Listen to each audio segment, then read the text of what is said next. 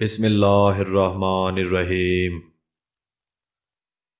حضرت ابو ہریرہ رضی اللہ تعالی عنہ سے روایت ہے کہ رسول اللہ صلی اللہ علیہ وآلہ وسلم نے فرمایا، جس نے مجھ پر ایک بار درود بھیجا اللہ تعالیٰ اس پر 10 بار رحمت نازل فرمائے گا۔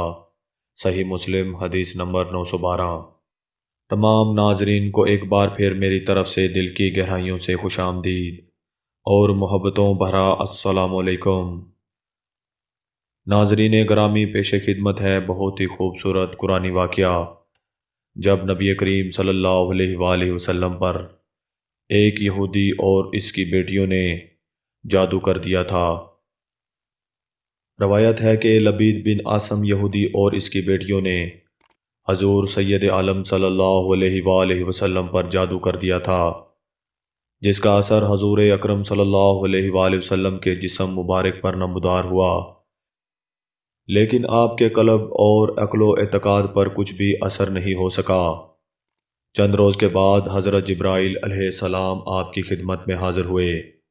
انہوں نے عرض کیا کہ یا رسول اللہ صلی اللہ علیہ وآلہ وسلم، ایک یہودی نے آپ صلی اللہ علیہ وآلہ وسلم پر جادو کر دیا ہے، اور جادو کا کچھ سامان ہے وہ فلاں کنویں میں ایک پتھر کے نیچے دیا گیا ہے۔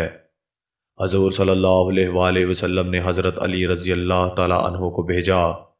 انہوں نے کنویں کا پانی نکال کر پتھر اٹھایا تو اس کے نیچے سے کھجور کے گابے کی تھیلی برآمد ہوئی۔ اس میں حضور صلی اللہ علیہ وآلہ وسلم کے موئے مبارک جو کنگھی سے ٹوٹے ہوئے تھے، اور کنگھی کے ٹوٹے ہوئے کچھ دندانے، ایک ڈور یا گمان کا چلہ جس میں 11 گرہیں لگی ہوئی تھیں، اور ایک موم کا پتلا جس میں 11 سوئیاں چبھی ہوئی تھیں، یہ سب سامان پتھر کے نیچے سے نکلا، اور یہ سب سامان حضور اکرم صلی اللہ علیہ وآلہ وسلم کی خدمت میں لایا گیا۔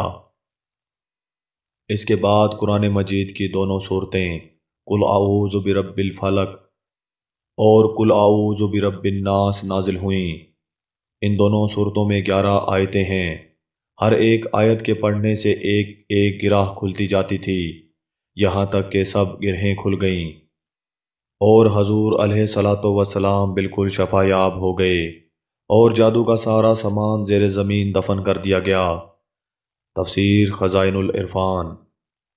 حدیث عائشہ رضی اللہ تعالی عنہ میں ہے کہ جب حضور سید عالم صلی اللہ علیہ وآلہ وسلم کے گھر والوں میں کوئی بیمار ہوتا تو آپ ان دونوں صورتوں کو پڑھ کر اس پر دم فرماتے تھے، اور بخاری و مسلم کی حدیث میں ہے کہ حضور اکرم صلی اللہ علیہ وآلہ وسلم رات کو جب بستر مبارک پر تشریف لاتے تو اپنے ہاتھوں کو جمع فرما کر سورہ قل هو اللہ احد، قل اعوذ برب الفلق، قل اعوذ برب الناس پڑھ کر ہاتھوں پر دم فرمایا کرتے، اور اپنے سر سے لے کر پاؤں تک پورے جسم مبارکہ پر اپنے ہاتھوں کو پھیرا کرتے تھے جہاں تک دست مبارک پہنچ سکتے۔ یہ عمل 3 مرتبہ فرماتے۔ ترجمہ سورہ فلق۔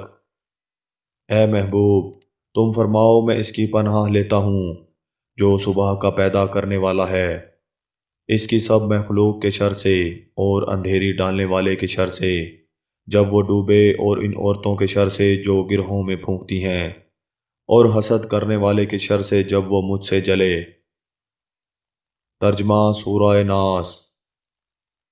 اے محبوب، تم فرماؤ میں اس کی پناہ لیتا ہوں جو سب لوگوں کا رب، سب لوگوں کا بادشاہ، سب لوگوں کا خدا ہے، اس کے شر سے جو دل میں برے خیالات ڈال کر دبک رہے، وہ شیاطین جو لوگوں کے دلوں میں وسوسے ڈالتے ہیں، کچھ جن ہیں اور کچھ انسان ہیں۔